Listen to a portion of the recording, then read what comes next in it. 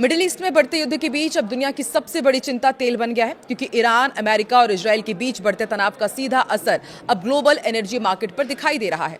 और इसी बीच अमेरिका ने एक ऐसा फैसला लिया है जिसने पूरी दुनिया का ध्यान अपनी तरफ खींच लिया है। नमस्कार, मैं हूं आकांक्षा और आप देख रहे हैं न्यूज़ 18 का डिजिटल प्लेटफॉर्म।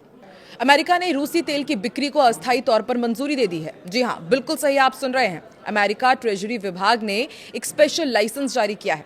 इस लाइसेंस के तहत 12 मार्च को सुबह करीब 12 बजे या उससे पहले जहाजों में लदा रूसी कच्चा तेल और पेट्रोलियम प्रोडक्ट्स बेचे जा सकते हैं। लेकिन यह अनुमति हमेशा के लिए नहीं रहने वाली है। ये फैसला सिर्फ 11 अप्रैल तक ही लागू रहेगा। अब सवाल यह है कि अमेरिका ने अचानक ऐसा फैसला क्यों लिया है। दरअसल मिडिल ईस्ट में बढ़ते संघर्ष की वजह से दुनिया में तेल की सप्लाई पर खतरा मंडरा रहा था और इसी डर के बीच ईरान ने एक और खतरनाक चेतावनी दे दी। ईरान की सेना की केंद्र कमान खातम अल अनबिया के प्रवक्ता ने साफ कहा है कि अगर ईरान के तेल और गैस के ढांचे या फिर बंदरगाहों पर हमला हुआ तो ईरान पूरे इलाके के तेल और गैस को आग लगा सकता है। यानी अगर ये धमकी सच में हकीकत बन गई तो पूरी दुनिया में ऊर्जा संकट खड़ा हो जाएगा। इस तनाव का असर बाजार में तुरंत दिखाई दिया।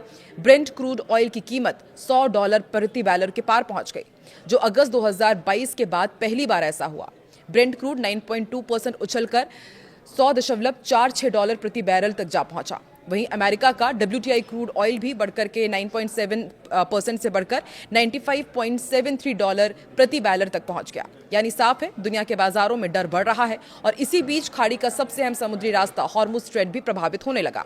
रिपोर्ट्स के मुताबिक इस रास्ते से गुजरने वाले कई जहाजों की आवाजाही बाधित हो गई है। याद रखिए, दुनिया के करीब 20% तेल का कारोबार इसी रास्ते से गुजरता है और अगर यही रास्ता पूरी तरह से बंद हो गया तो जाहिर है इसका असर पूरी दुनिया की अर्थव्यवस्था पर पड़ेगा।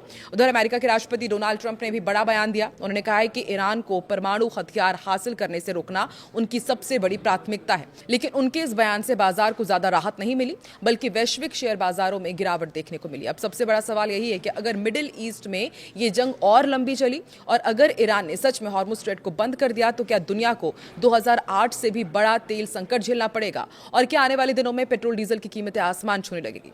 आप क्या सोचते हैं? क्या मिडिल ईस्ट की जंग पूरी दुनिया की अर्थव्यवस्था को हिला सकती है? अपनी राय कमेंट में जरूर बताइए, क्योंकि इस युद्ध से जुड़ी अगली खबर दुनिया के भविष्य को बदल सकती है।